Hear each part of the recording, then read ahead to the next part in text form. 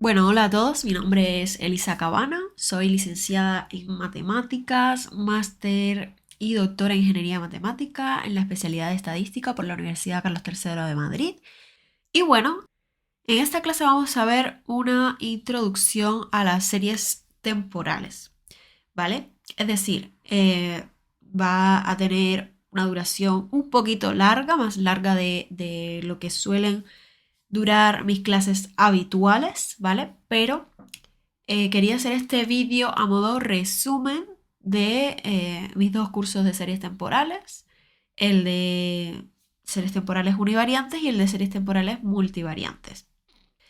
Entonces, un poco para introducirles en materiales que pueden tener, aparte de, obviamente, este vídeo que, que va a incluir mucha de la teoría de este campo, pero sobre todo a modo de introducción para saber un poco qué es una serie temporal y para qué se utiliza, en qué áreas tiene beneficio analizar este tipo de datos y los modelos que existen para trabajar con ellas, ¿no? Pero aparte de este material que vamos a ver aquí, que aparte también vamos a ver código, quería decirles que tienen mucho material gratuito en mi web que se llama aprendeconeli.com, donde pueden descargar, por ejemplo, 3 libros de regalos, uno de series temporales, ¿vale?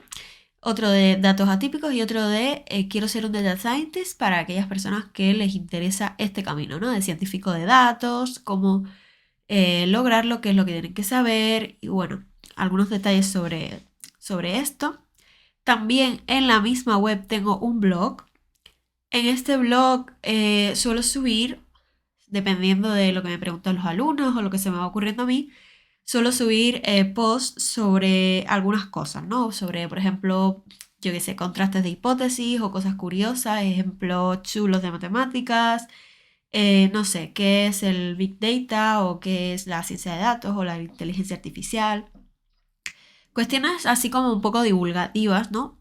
Pero que sería interesante quizás para algunas personas, por eso lo menciono, ¿no?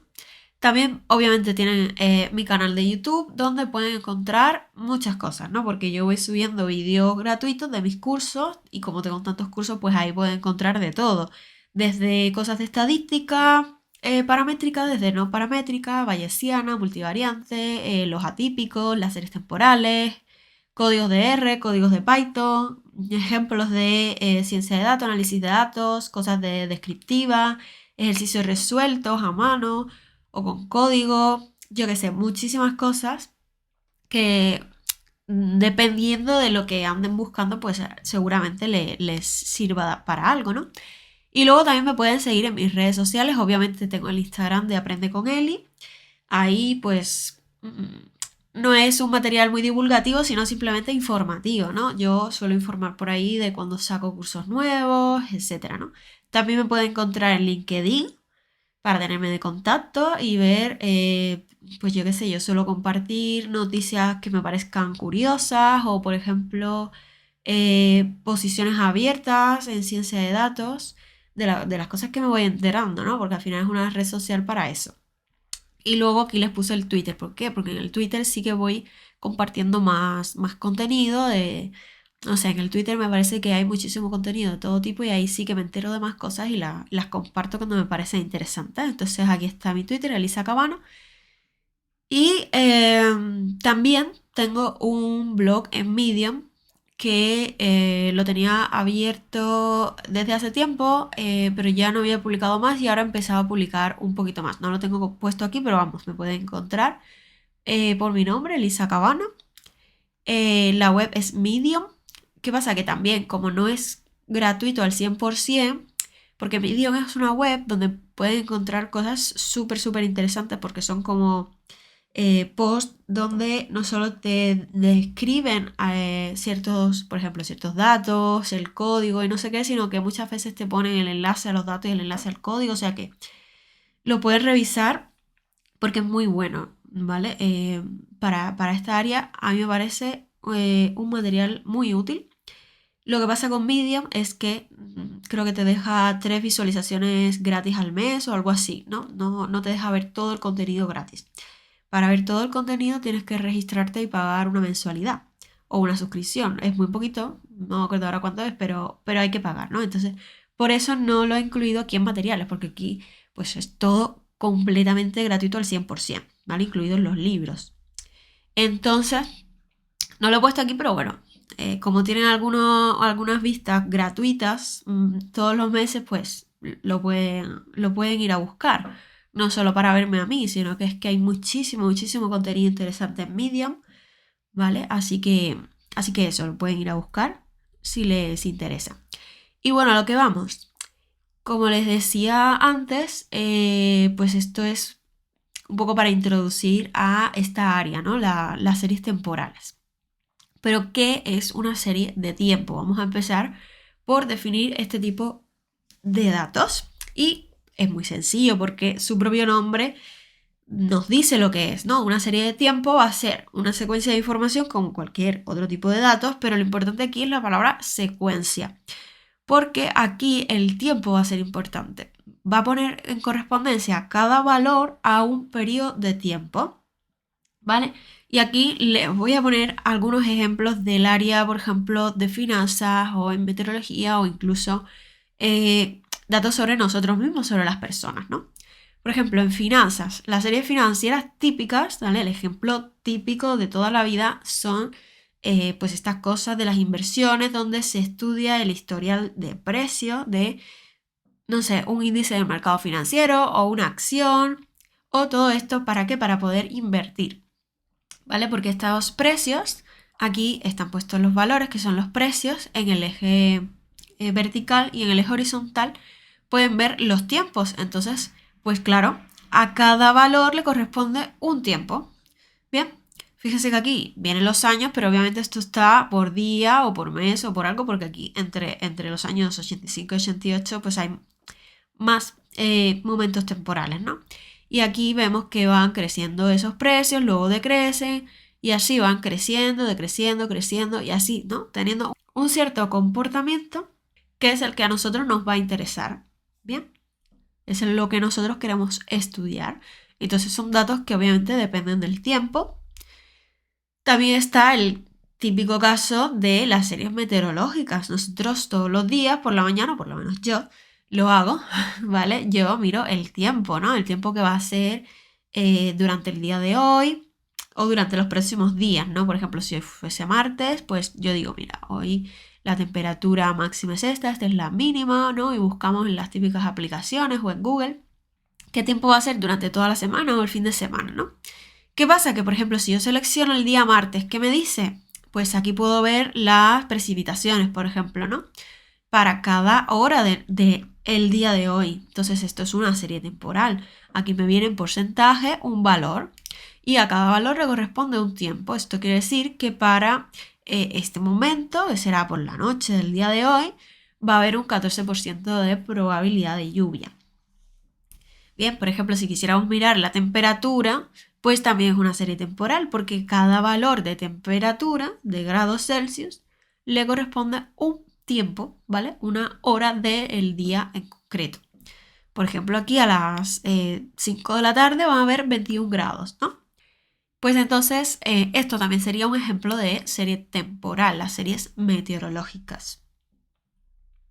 Otro ejemplo, cualquier medida que se tome durante un lapso de tiempo sobre nosotros, sobre los humanos. Hay muchas series en medicina y en salud porque es un área donde tiene muchísima, muchísima importancia el estudio de las series temporales.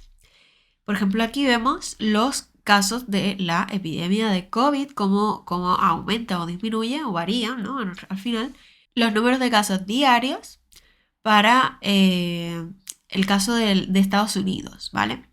El valor va a ser el logaritmo de los casos, ¿vale? Porque le han aplicado una transformación al número de casos, que sería el valor original. Y aquí vemos cada valor en correspondencia con un día del mes de mayo, el mes de junio, el mes de julio, agosto, septiembre, octubre, noviembre, etc. ¿Vale? Lo importante es que a cada valor le corresponde un momento temporal. Otro ejemplo que, por ejemplo, les puedo decir de mi parte, ¿no? Yo me estoy vacunando contra la alergia para los gatos. ¿Por qué? Porque tengo una gata en casa y me da mucha alergia y obviamente no la voy a tirar a la calle. Es mi gata de toda la vida que no la veía desde hace muchos años, pero ahora vive conmigo y claro, me da alergia. Entonces me tengo que vacunar. ¿Y qué es lo que pasa? Que yo me tengo que vacunar con cierta regularidad, ¿no?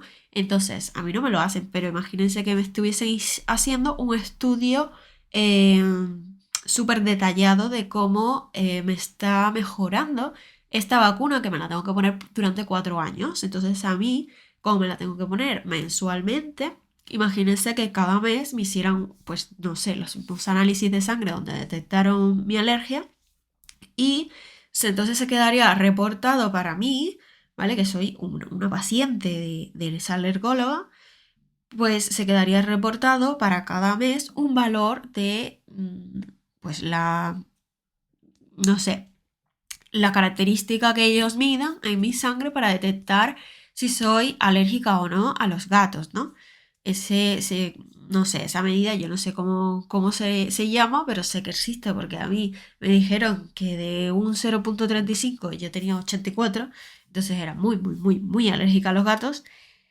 Y entonces, pues, sí, claro, si me lo midieran mes a mes, en 4 años tendrían un historial donde si la vacuna me ha hecho efecto, se vería cómo, o se debería ver, ¿no? Como esa característica en mi sangre que marca la alergia debería disminuir, ¿no? Porque si disminuye significa que yo, pues, soy menos alérgica a los gatos que antes, ¿no? Y me ha hecho efecto la vacuna.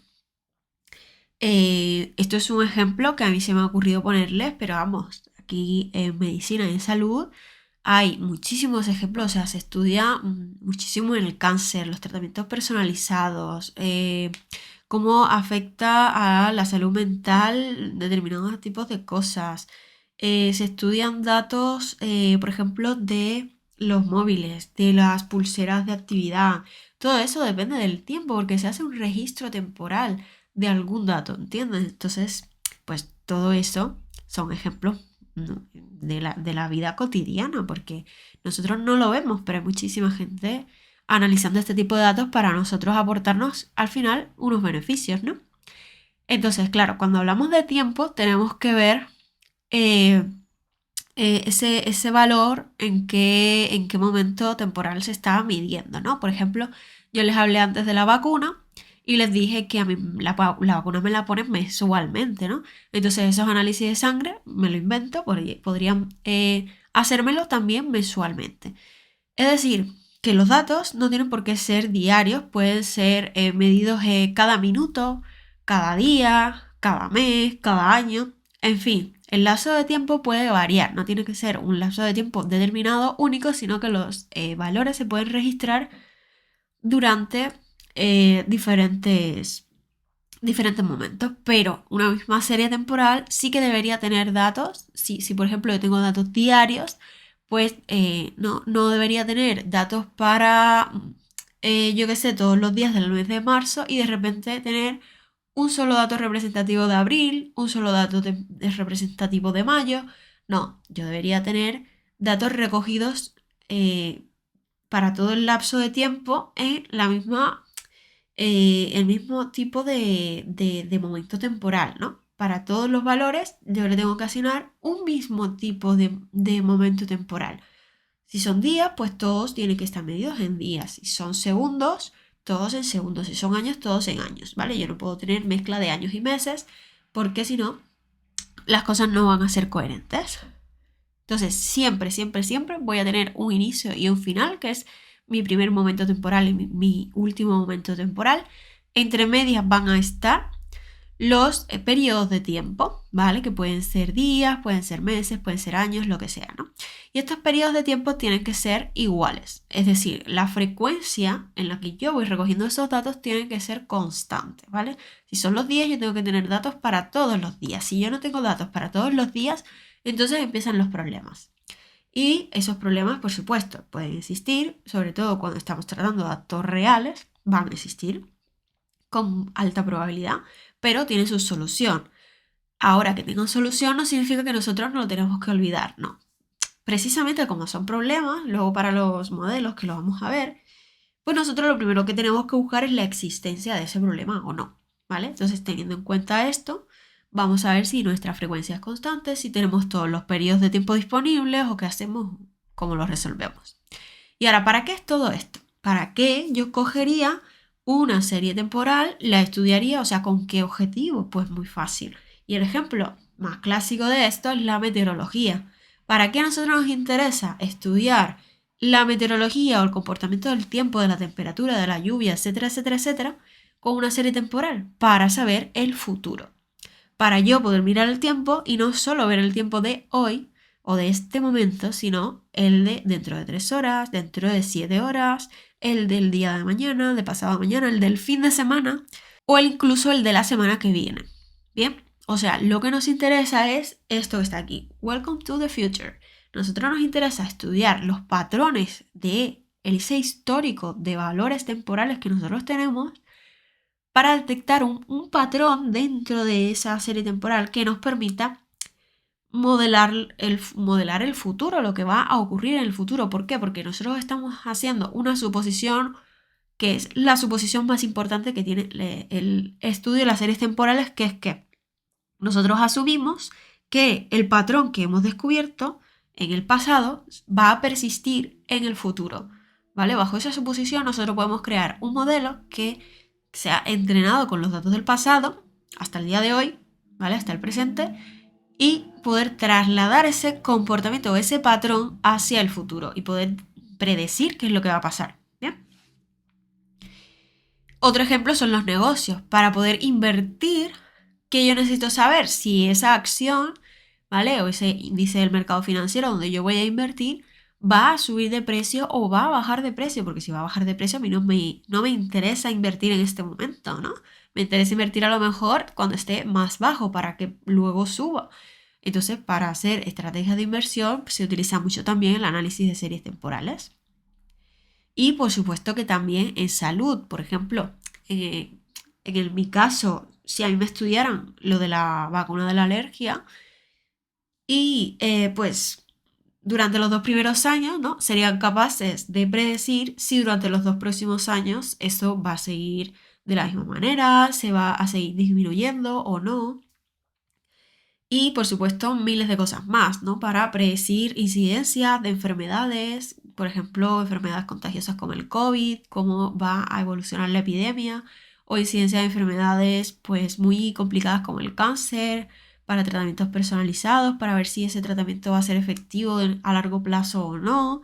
En fin, muchísimas cosas. Y aquí, para que tengan ideas de ejemplos reales, ¿no? Porque yo estoy poniendo aquí ejemplos generales, ¿no? Y para que me crean que esto es real, les he puesto y voy a dejar luego también los enlaces para que lo puedan consultar.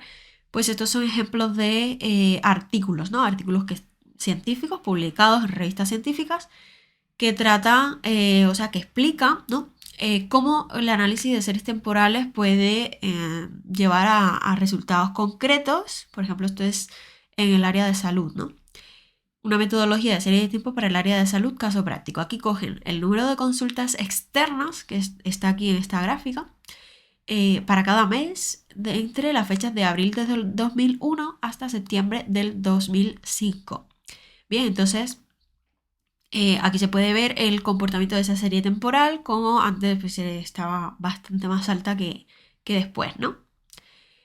¿Y qué hacen? Pues nada, yo les dejo que se lean el artículo, pero básicamente en resumen analizan este tipo de datos para luego estudiar un poco lo que pasa en el futuro, ¿no? Para hacer un modelo de pronósticos utilizando diferentes técnicas y ver qué es lo que sucede en el futuro con este tipo de datos.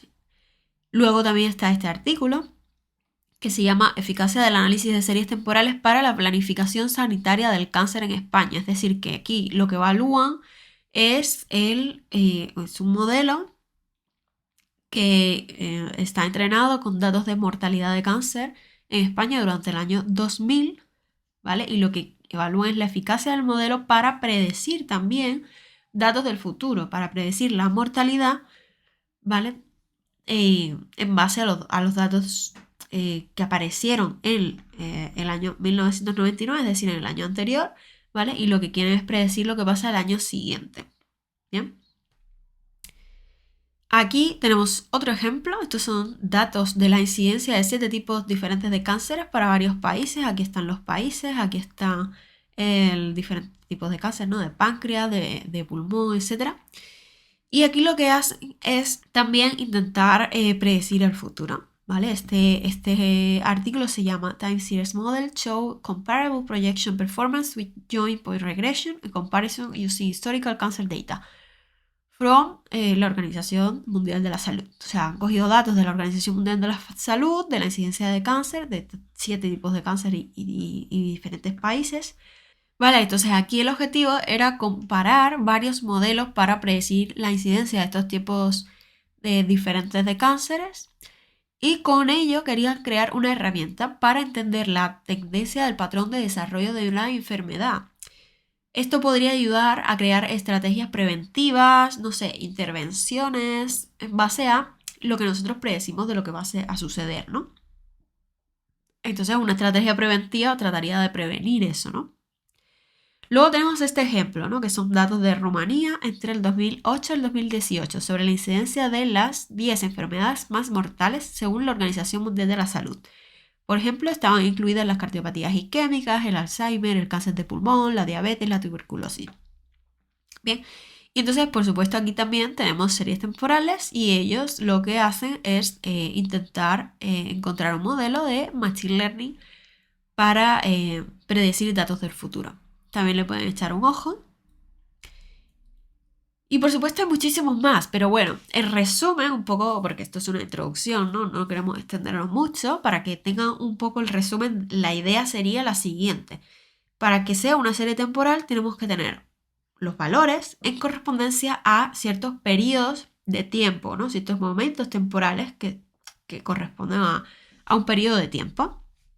La frecuencia tiene que ser constante y la suposición que nosotros asumimos es que los patrones que estamos descubriendo en ese histórico de datos, pues esos patrones van a persistir en el futuro y nos van a ayudar a nosotros a predecir lo que va a suceder luego. Ahora vamos a hablar un poquito de notación, porque luego cuando veamos los modelos, pues tenemos que tener una notación acordada, notación matemática, para poder saber de qué estamos hablando cuando vean una fórmula, ¿no? La notación usual en series temporales es que las variables sean denotadas como X y Z tal, con mayúscula, ¿vale? Por ejemplo, si yo tengo datos del SP500, que es un índice del mercado financiero, tengo, no sé, datos del cierre de ese precio diario, pues mi variable X sería en los valores de esa serie de tiempo, el precio de cierre para cada día, y me faltaría denotar el tiempo, ¿no? Entonces, todo el periodo de tiempo lo denotaríamos como T mayúscula. Por ejemplo, si yo tengo datos para ese índice financiero entre los años 2000 y 2020, diarios, ¿vale? 28 de enero, así, pues todo este periodo de tiempo cubierto yo lo denotaría como T mayúscula, que son varios días durante varios años. Un momento temporal dentro de todo ese periodo lo denotaría como T minúscula, por ejemplo, el 15 de marzo del 2021, por ejemplo, ¿no? Un momento temporal sería un día en concreto. Bien, entonces mi variable va a ser precio de cierre diario del SP500 para todo el año 2018. Imagínense que solo estamos hablando ahora de un año, ¿vale? En este ejemplo. Pues el periodo completo sería el año 2018. Como mi frecuencia es diaria, T minúscula sería un día en concreto, ¿vale? Y el valor XT sería el precio de cierre del día específico T, ¿bien? XT menos 1 sería el valor del precio de cierre del día anterior a T. Y XT más 1 sería el precio de cierre del día posterior al día T, al día que yo elija como el día T, ¿vale? Esa sería la notación matemática. Y ahora vamos a hablar de características curiosas que tienen las series temporales, que son muy fáciles de entender. Por ejemplo, la estacionalidad En este caso, ¿a qué nos suena la palabra estacionalidad? Pues nos suena a las estaciones del año, ¿no? Primavera, verano, otoño, invierno. Bien, estas estaciones del año, ¿qué pasa? Que durante un año siempre primero está la primavera, después el verano, después el otoño, después el invierno. Y al año siguiente luego viene la primavera después del invierno. Después viene el verano, después el otoño, después el invierno. Y al año siguiente se vuelve a repetir, primavera, verano, otoño, invierno. Bien, siempre. Ahora, es verdad que hay países donde esto no existe. Las estaciones del año no existen porque en Cuba, por ejemplo, yo podría decir que existe verano y una semana de invierno. Es verdad. Pero en nuestra mente sabemos que esto es así y que siempre se repiten de la misma manera, ¿no? Ahora, eso es la estacionalidad. Son patrones cíclicos que se repiten durante cierto periodo de tiempo. ¿Cómo podemos buscar un ejemplo de estacionalidad? Pues buscando en Google Trends. Google Trends es una herramienta de Google donde tú puedes poner una keyword, una palabra clave, y te devuelve datos sobre el interés a lo largo del tiempo, es decir, la búsqueda en Google de esta palabra clave por todas las personas del mundo que están utilizando Google, ¿no? Aquí puedes modificar esto, aquí yo he puesto todo el mundo, pero puede ser por países. Esto sería el tiempo desde el 2004 hasta hoy, o puedes modificarlo y coger un año en concreto. Y aquí, bueno, diferentes categorías, etcétera, ¿no? Y esto es una serie temporal, porque aquí me dice mes a mes, porque aquí me está dando datos de la búsqueda, la cantidad de personas que buscan esta palabra clave, ¿vale? Este término de búsqueda en Google. ¿Y qué es lo que ven? Una estacionalidad, es decir, un patrón que se repite, algo cíclico, ¿no? Aquí baja y sube, baja y sube, baja y sube. Bien, a esto llamamos estacionalidad. ¿Y por qué sucede esto? Porque obviamente snowboard es una palabra que está muy relacionada con el invierno. Nadie busca snowboard, ¿vale? En verano. Entonces, claro, aquí hay picos de interés justo cuando es invierno, invierno de cada año. Bien, el invierno del 2004, 2005, etcétera, etcétera, etcétera, etcétera. Bien, y es verdad que a veces los picos son más altos que otros, pero nosotros estamos viendo con nuestros propios ojos que siempre hay un pico. Puede ser más alto o más bajo, pero siempre hay un pico y esto sería la estacionalidad. Vamos a ver otro ejemplo. Playa, ¿no? Algo que buscamos en verano, no en invierno, ¿no? Vamos a ver en España, porque claro, no todos los países tienen el verano en la misma fecha, ¿no? Vamos a ver, en España en los últimos 5 años el interés a lo largo del tiempo de la palabra playa. ¿Ven? Pasa lo mismo, hay picos en verano y luego hay algún pico por aquí suelto también, pero es obvio que el pico alto, bien, está en verano y luego decrece y es como un patrón que se repite todos los veranos de todos los años. Bien, entonces hay algo cíclico, hay un patrón persistente que se está repitiendo y a eso le llamamos estacionalidad, ¿vale? Básicamente es una tendencia que aparece de forma cíclica como esto, ¿no? Primavera, verano, otoño, invierno. O por ejemplo lo que puede ser el día y la noche. Durante cada día de cada mes, de cada año, siempre hay un día y una noche, el día y la noche, el día y la noche. Siempre después del día viene la noche y después de la noche viene el día. Bien, entonces es algo que aparece de forma cíclica. Bien, ahora para estudiar la estacionalidad usualmente lo que se hace es descomponer la serie en 3 efectos: el efecto de tendencia, el efecto estacional y el efecto residual. La tendencia va a ser un patrón que puede ser, por ejemplo, creciente o puede ser estacionario, horizontal o puede ser decreciente. El efecto estacional son los ciclos, cada cuánto tiempo pasa eso. Y el efecto residual es un error porque esto no pasa exactamente igual siempre, ¿no? Siempre hay pues un margen de error, ¿no? De residuo. Entonces, ¿aquí qué vemos? La tendencia. Aquí vemos un ciclo, ¿no? Vemos un patrón estacional. Pero ¿qué pasa?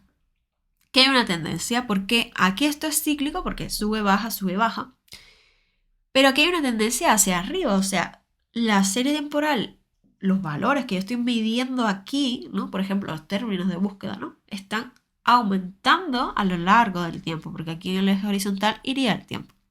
Aquí se mantendría horizontal o estacionaria. También se le puede decir estacionaria y ahora vamos a hablar de estacionariedad. Y aquí bajaría, ¿verdad? Decrecería. La tendencia es a bajar los valores del eje vertical. ¿Y qué pasa con esta palabra que hemos introducido en la diapositiva anterior? Estacionaria. Estacionariedad es distinto de estacionalidad, no solo porque la palabra es distinta, ¿no? Obviamente, muchas veces se confunde, pero no es lo mismo. La estacionalidad son los patrones cíclicos y la estacionariedad es otra cosa. Una serie se llama estacionaria cuando es estable a lo largo del tiempo, es decir, cuando la media y la varianza son constantes y además no presenta tendencia. Y un ejemplo sería este. Esta serie obviamente tiene picos, etcétera, porque bueno, son valores, ¿sí? Pero son valores que al final no van a tener una tendencia creciente o decreciente, sino que se va a mantener como horizontalmente, bien, cambiando horizontalmente alrededor del mismo valor. Bien, entonces, cuando tiene una media y una varianza constante a lo largo del tiempo y no presenta tendencia creciente ni decreciente, sería una serie estacionaria y sería no estacionaria si su tendencia o su variabilidad cambia en el tiempo. Bien, porque esto determinaría una tendencia a crecer o a decrecer. Bien, entonces no oscilaría alrededor de un valor constante. Un ejemplo sería esto: en verde sería la serie estacionaria, en rojo las no estacionarias, porque aquí esto está aumentando, entonces hay una tendencia creciente. Aquí también no sería estacionaria porque la variabilidad cambiaría, ¿no? Aquí está alrededor del mismo valor, pero es muy variable, entonces no sería estacionaria.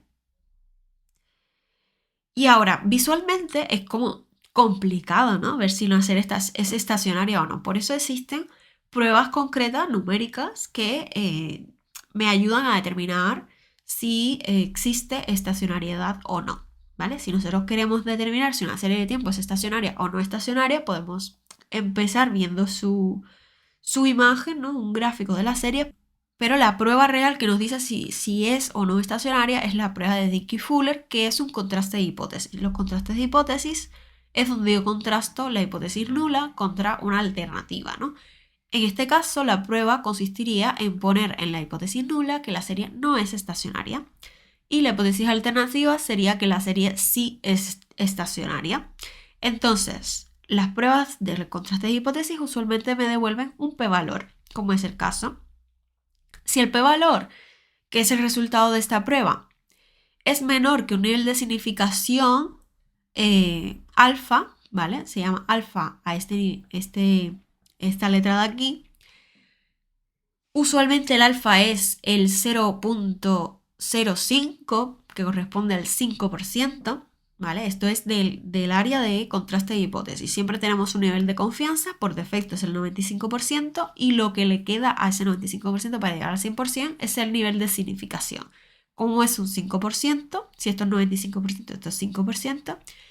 5%, ¿qué número es? 0.05. Vale, pues si el p-valor es, por ejemplo, 0.01, ese valor es menor que alfa, porque alfa es 0.05 siempre por defecto, se puede cambiar, ¿vale? Pero por defecto es esto.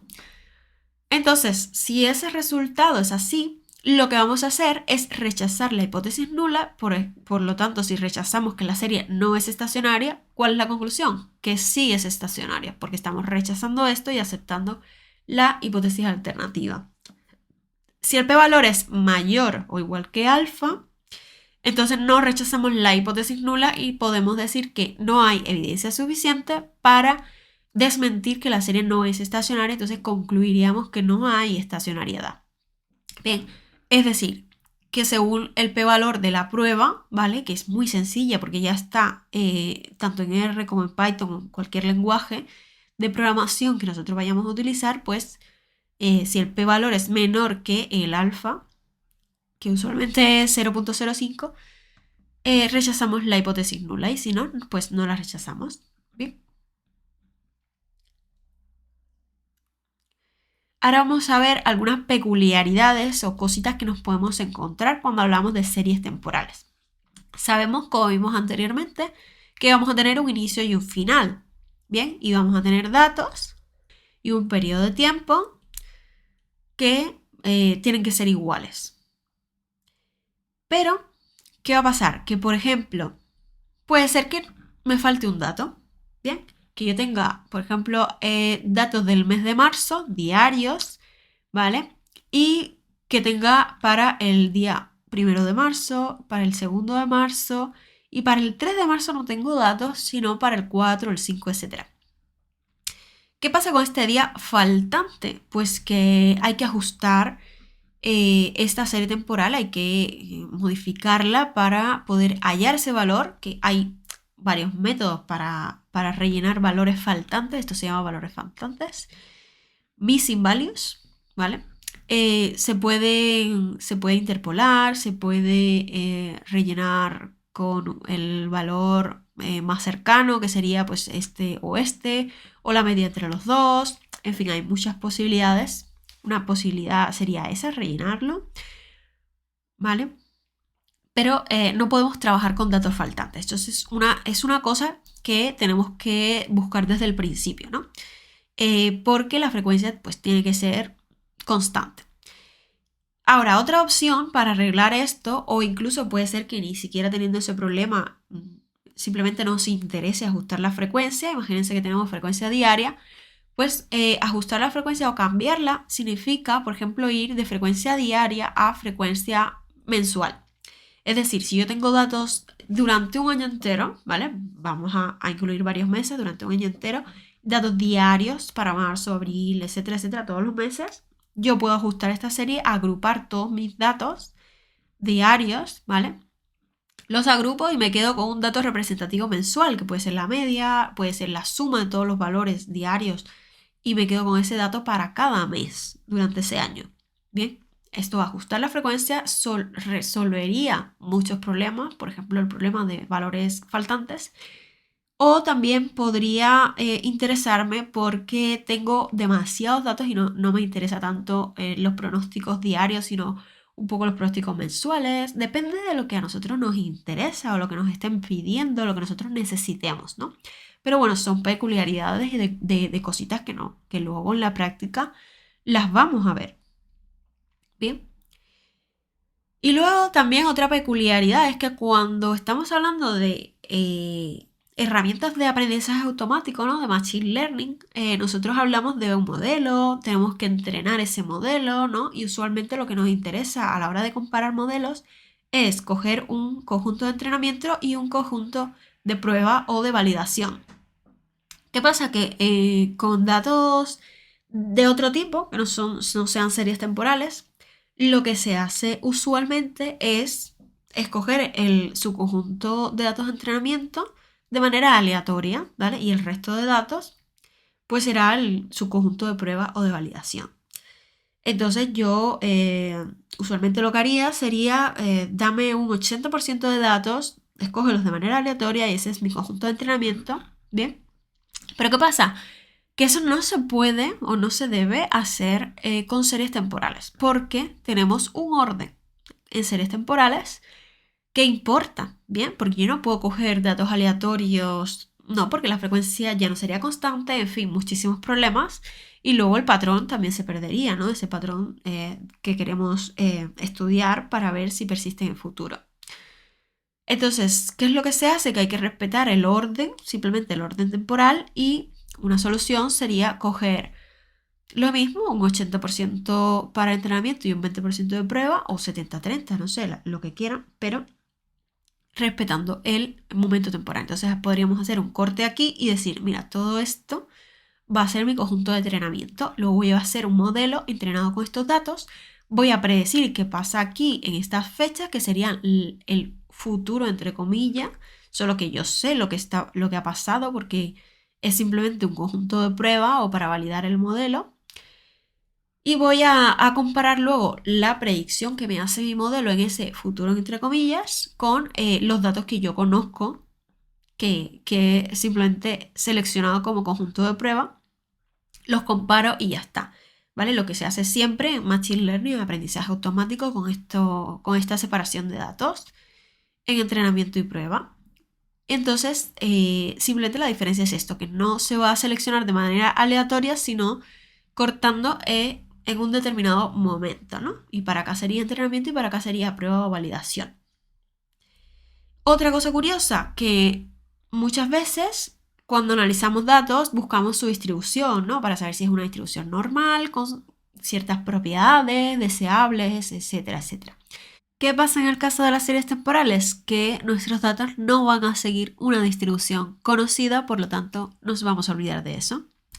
Y luego también está lo del ruido blanco. El ruido blanco es una serie temporal muy curiosa, es un tipo especial de serie temporal donde los datos no siguen ningún patrón.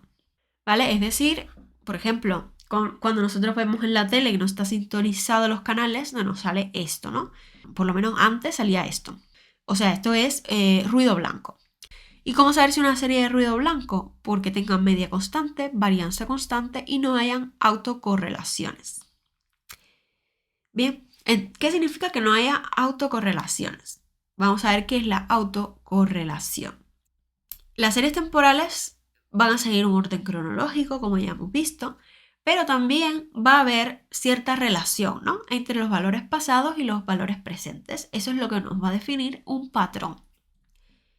Esas relaciones. Ahora, la correlación seguro le suena muchísimo porque es la similitud con respecto a cómo dos variables, que pueden ser dos series, cambian sus valores, ¿no? Se escribiría así la correlación entre X e Y. Bien, por ejemplo, un ejemplo de correlación, no sé, el tamaño de una casa y su precio, ¿no? El precio de esa vivienda. Obviamente, mientras más grande sea la vivienda, pues muy probablemente más alto será su precio, ¿no? Entonces hay una correlación positiva entre esos dos valores, el precio y el tamaño. La autocorrelación es un concepto similar, pero en vez de medir cómo se relacionan dos variables, lo que yo voy a medir ahora es cómo se relacionan dos valores de la misma variable. Es decir, el valor del momento temporal t y el valor del momento temporal anterior de la misma variable, de la serie temporal. Si no hay autocorrelación, entonces no hay una relación clara entre valores pasados y presentes, no hay patrón y el futuro no es predecible. Es ruido blanco. Bien. Ahora vamos a ver si hay un patrón. A mí lo que me interesa es encontrar una herramienta que en base a todo lo que yo sé de esa serie temporal, ¿no? la parte descriptiva de esa serie temporal, ese patrón, etcétera, etcétera, me permita crear un modelo, ¿no? Para yo poder predecir el futuro. ¿Vale? Ese modelo, esa herramienta me va a permitir, en base a estudiar esa serie histórica de datos, predecir lo que va a suceder en el futuro, ¿vale? Porque estamos asumiendo que ese patrón va a persistir. Entonces es una especie de aprendizaje automático supervisado, ¿no? Porque yo tengo datos de lo que ha pasado y voy a hacer un modelo entrenando con esos datos para detectar qué es lo que va a pasar después. Ahora, ¿cómo seleccionar el mejor modelo? Pues primero vamos a escoger un modelo, vamos a dividir los datos de entrenamiento y datos de prueba, vamos a ajustar el modelo a los datos de entrenamiento, evaluarlo en los datos de prueba y reajustamos luego con todos los datos y luego predecimos los datos futuros. En esta parte de aquí es donde al evaluar los modelos en los datos de prueba podemos contrastar si tenemos diferentes modelos, cuál es el mejor, ¿no? Porque podríamos escoger el modelo que dé mejores métricas, no sé, hay diferentes métricas para evaluar modelos, y lo que se hace es elegir el modelo que de la métrica que nosotros hayamos elegido dé la mejor en los datos de prueba, que son los que nosotros conocemos los datos reales y podemos contrastar los resultados, ¿vale? Después de que se seleccione el modelo, yo reajusto el modelo seleccionado con todos los datos y ya puedo predecir los datos futuros de verdad. Entonces, ¿qué criterios de selección de modelos hay en series temporales? Por ejemplo, los que más se utilizan son el A y C y el B y C. Bien. Otros problemas que se miran en series temporales es el sobreajuste a los datos de entrenamiento. Y otro problema que también se busca es que los residuos tienen que seguir una distribución de ruido blanco, es decir, los residuos no pueden tener un patrón, ¿bien? Si no, pues ese modelo no es correcto. Y luego una vez que nosotros ya queramos entrar en la parte de los modelos, es decir, queramos predecir el futuro, realmente existen muchos tipos de modelos, ¿vale? Está el autorregresivo, que se denomina pues AR, el MA, que significa Moving Average, en español medias móviles. El ARMA, modelo ARMA, sería una mezcla de estos dos, ¿vale? ARMA, autorregresivo de medias móviles. Luego está el ARIMA, que sería autorregresivo integrado de medias móviles y por eso está ahí aquí. Luego el SARIMAX, ¿vale? Que también está el SARIMA o el ARIMAX o el SARIMAX, ¿vale? Estas tres opciones es porque aquí se le agrega una S de la parte de seasonal, estacionalidad, y la X de las variables exógenas, que son variables que se añaden al modelo para dar más información. Luego están también los modelos de redes neuronales, por ejemplo, este modelo de redes neuronales recurrentes, la LSTM, Long Short Term Memory. Y para series multivariantes, es decir, cuando tenemos más de una serie temporal y queremos analizarlas todas a la vez, existen modelos como el VAR, el vectorial autorregresivo, el VARMA, el vectorial autorregresivo de medias móviles y todas sus versiones, ¿no? Con estacionalidad, con variables exógenas, etc. Y luego también hay modelos para estudiar la volatilidad, es decir, qué rápido o cómo cambia la variabilidad de esa serie, ¿no? Es muy volátil, cambia mucho. Y esos modelos son el autorregresivo con heterocedasticidad condicional, que es el modelo ARCH, y el GARCH, que es el autorregresivo generalizado con heterocedasticidad condicional.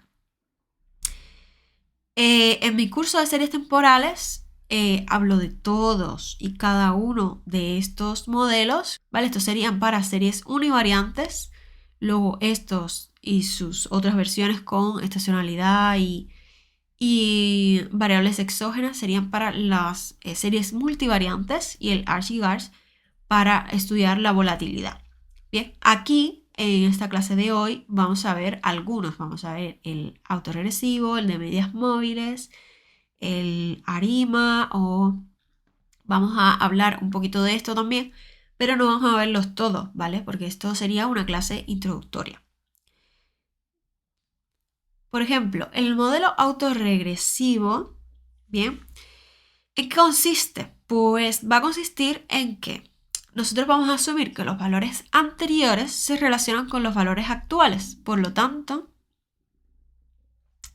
el autorregresivo de orden 1 va a poner el valor actual, que sería xt, en el momento temporal presente, el t, va a ser igual a una constante, que puede ser 0 y puede no existir, pero sí, pero puede ser otro número, ¿vale? Más un parámetro, ¿vale? Este sería el valor actual. Este es el parámetro que tenemos que estimar y este sería el valor anterior al momento temporal t, por lo tanto sería xt menos 1, ¿vale? Esta es la constante, este es el residuo en el momento t. ¿Y por qué estamos denotando aquí orden 1? Porque aquí estamos solamente asumiendo que el valor del momento presente se relaciona con un valor atrás, es decir, un retraso, se le suele decir retraso o lag en inglés, hacia atrás, ¿no? Por ejemplo, si este es el valor presente, pues diríamos que este valor depende del valor un momento temporal atrás, ¿no? Entonces, ese sería el modelo de orden 1 y para los siguientes órdenes sería, pues, por ejemplo, el de orden 2 se relacionaría el modelo, o sea, el valor presente con dos valores atrás, ¿vale? Ese sería el de orden 2. El de orden 3, pues 3 momentos atrás, etcétera, etcétera. Entonces, la fórmula para el de orden 2 sería que xt es igual a una constante más un parámetro que tenemos que estimar, qué número es, por el valor de t-1, ¿vale? Del valor en el momento temporal con retraso 1. Otro parámetro, ¿vale? Más otro parámetro por el valor en el retraso 2, t-2 y el residuo. Y así sucesivamente tendríamos un modelo autorregresivo de orden P en manera general, agregando todos estos elementos de aquí, ¿no? Hasta P retrasos. Esa es la idea del autorregresivo, ¿vale? Incrementar el orden sería añadir más términos al modelo, ¿no? Entonces, si nosotros intentamos predecir, por ejemplo, la temperatura que va a ser hoy, utilizar un modelo como autorregresivo de orden 2 significaría que estaríamos intentando estimar la temperatura de hoy, ¿vale? En base a la temperatura de ayer y la de antes de ayer. Bien, porque es un orden 2, entonces estamos intentando ver qué temperatura va a ser hoy en base a lo que pasó ayer y antes de ayer. Bien, y siguiendo la misma idea, el autorregresivo de orden P significa que vamos a trabajar con los P periodos anteriores. Ahora, tenemos que tener cuidado a la hora de elegir el orden del modelo. Es verdad que mientras más información tengamos sobre el pasado, podríamos nosotros pensar que esto conllevaría a tener mejores predicciones, ¿vale? Para el futuro. Pero no siempre es así. No siempre es así. Hay también problemas de overfitting, ¿vale? Entonces, también mientras más términos tenga el modelo, mientras más grande sea el orden, más complejo será. Añadir complejidad no siempre significa tener un mejor modelo, sino que puede añadir ruido y puede haber problemas de overfitting. Por ejemplo, una serie temporal de datos meteorológicos, a ver, obviamente no dependería solo de la meteorología de ayer, ¿no? Es más realista decir que hay que usar datos de los últimos 7 días, por ejemplo, ¿no? Pero el modelo debe tener en cuenta, si es de orden 7, debe tener en cuenta esos 7 días, pero incluir más retrasos complicaría demasiado el modelo sin ningún sentido, porque a mí no me aporta información lo que ha pasado 4 meses antes, ¿me entiendes? Para estimar la meteorología que va a ser hoy. Bien, entonces mientras más complejo es el modelo, más coeficientes hay que estimar, más probable sea que alguno de ellos sea no significativo. Si no son no significativos, lo que introducen es error.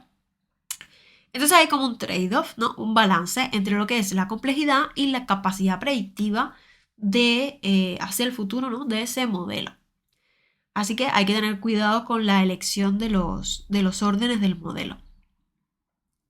Bien, entonces han visto que dentro de un mismo grupo de modelos, dentro de la parte autorregresiva, podemos tener varios modelos de diferentes órdenes, ¿bien?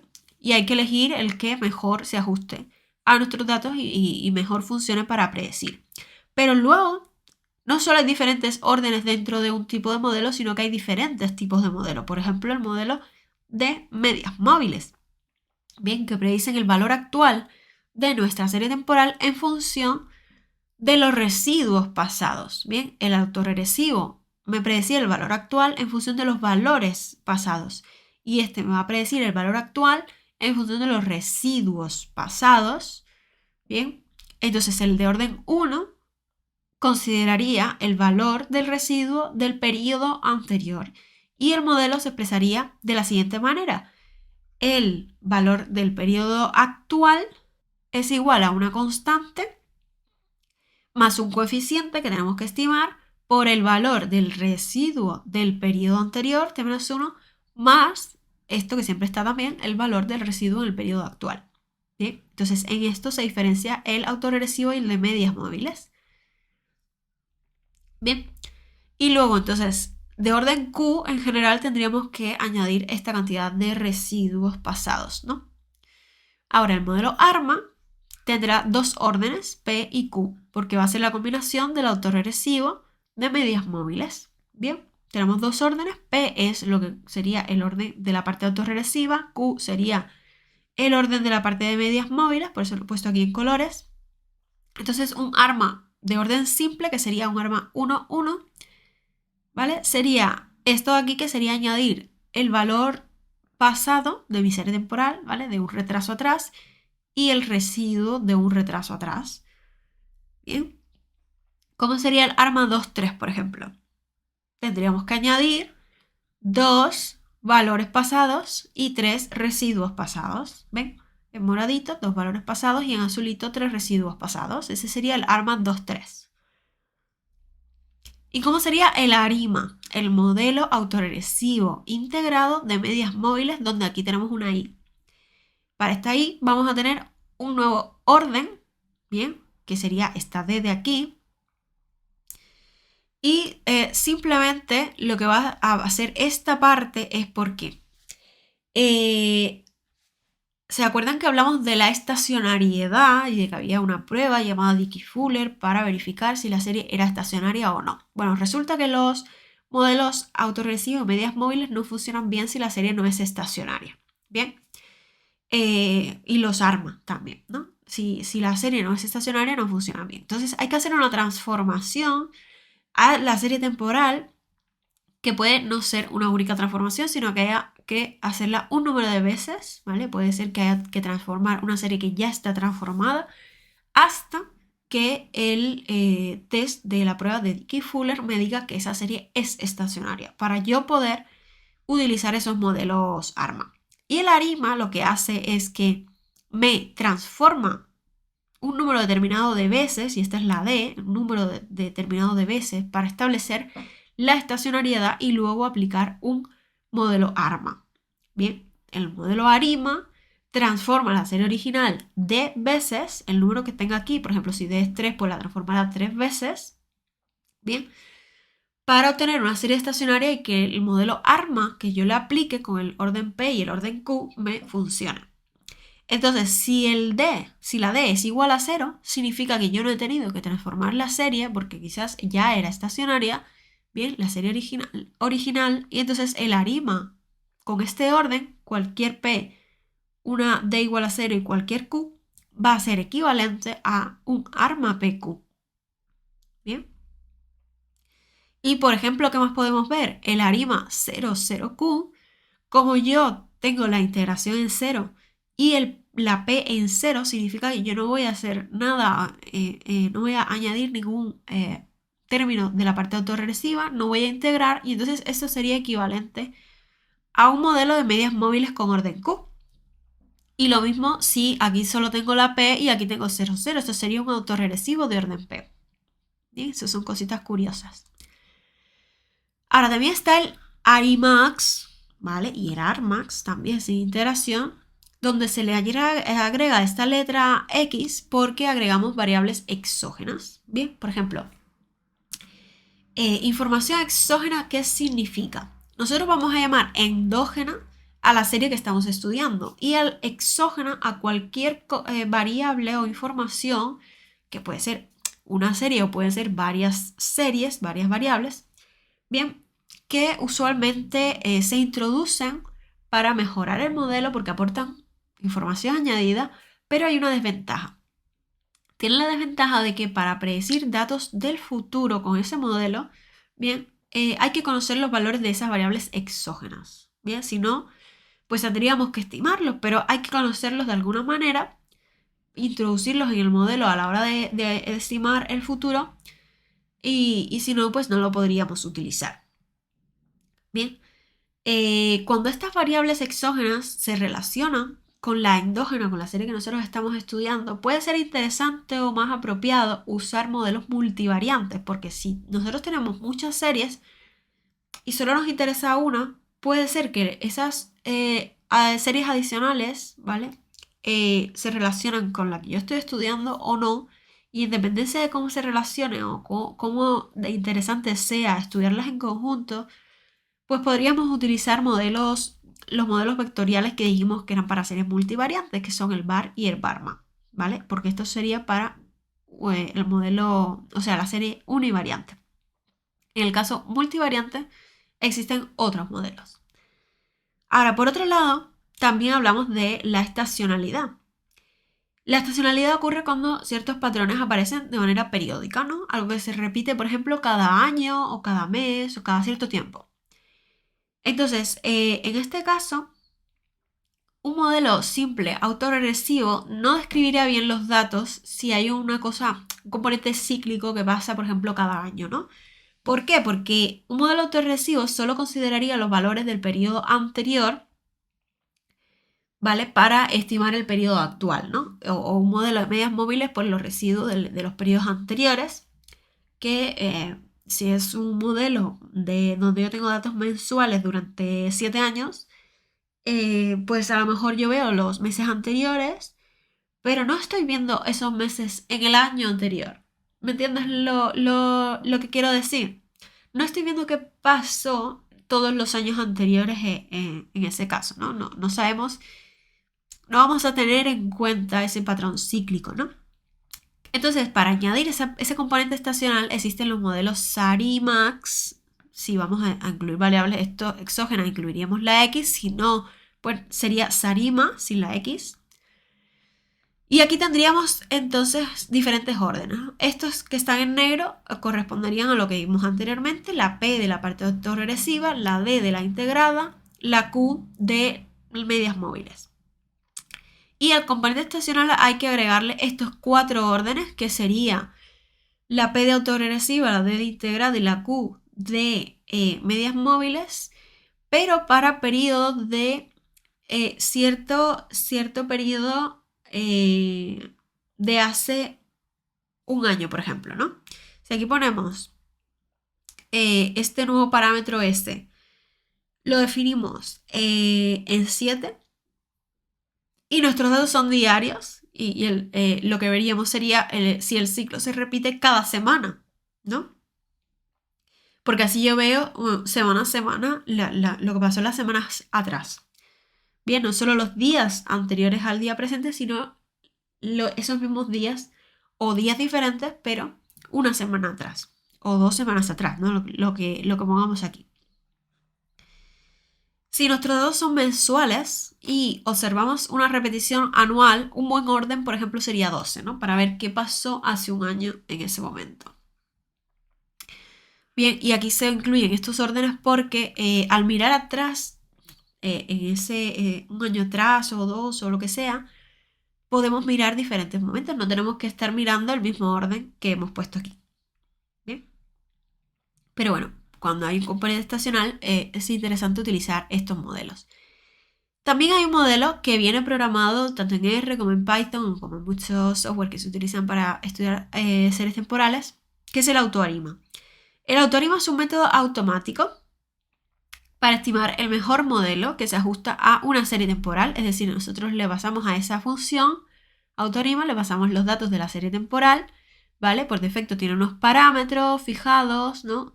Como por ejemplo el orden máximo que pueden tomar los modelos y bueno, considera varios modelos y los compara de manera automática y me devuelve un resultado que sería el mejor modelo en base a esas comparaciones que ha hecho. Por lo tanto hay que tener cuidado con esos valores que vienen por defecto, ¿no? Porque eso puede influenciar el valor final, ¿no? El resultado final.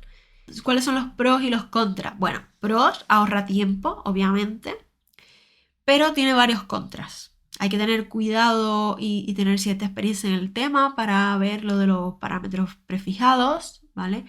Hay que, claro, al final hay cierto también error humano, también se pone ciegamente la fe en un solo modelo, no se ve si realmente hay más modelos que puedan funcionar mejor o no, pero es una herramienta que podemos utilizar si lo que nos interesa es ahorrar tiempo. Y luego también están los modelos de redes neuronales, ¿vale? Las redes neuronales es básicamente una caja negra donde nosotros le metemos los datos y ese modelo se entrena en diferentes capas, que lo que intenta es simular el funcionamiento del cerebro humano y reproducir ese patrón, ¿no? Darnos un modelo que nos permita pues, predecir el futuro en base a lo que ha aprendido de los datos. En R existe una librería para redes neuronales que la vamos a utilizar en la práctica, que se llama NNet, ¿vale? Y de hecho, aquí tienen un resumen de las librerías más útiles que pueden utilizar en R, que son, por ejemplo, el paquete Lubridate, que no es específico de series temporales, sino más bien de preprocesado de datos. Se usa sobre todo para formatear las fechas y el tiempo. El paquete T-Series, que también permite trabajar con series temporales, modelar, graficar. Se usa para testear estacionariedad. El paquete Forecast, que tiene muchas funciones, como la función autoarima, ¿vale? Auto.arima. También hay un montón de herramientas para limpiar el dataset de datos faltantes, de atípicos, de outliers. Tiene herramientas gráficas para modelar las series y ver gráficos, para modelar los pronósticos también. También está el paquete SO, que permite trabajar con series temporales, definirlas, ver, por ejemplo, trabajar con series que tengan diferentes frecuencias, fechas que no estén igualmente espaciadas, ¿vale? Que son las series de tiempo irregulares. Luego está el paquete que les mencioné anteriormente, el NNet, que permite crear modelos basados en redes neuronales, y el Prophet, que contiene un algoritmo diseñado por Facebook para crear pronósticos automatizados.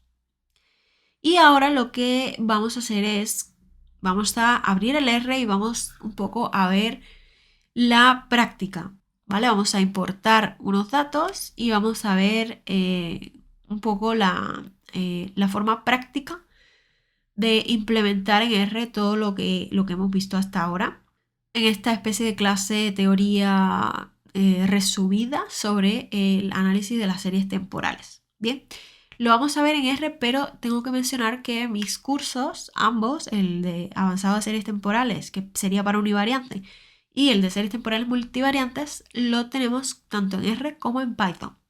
Bien, pero ahora en esta clase vamos a verlo en R.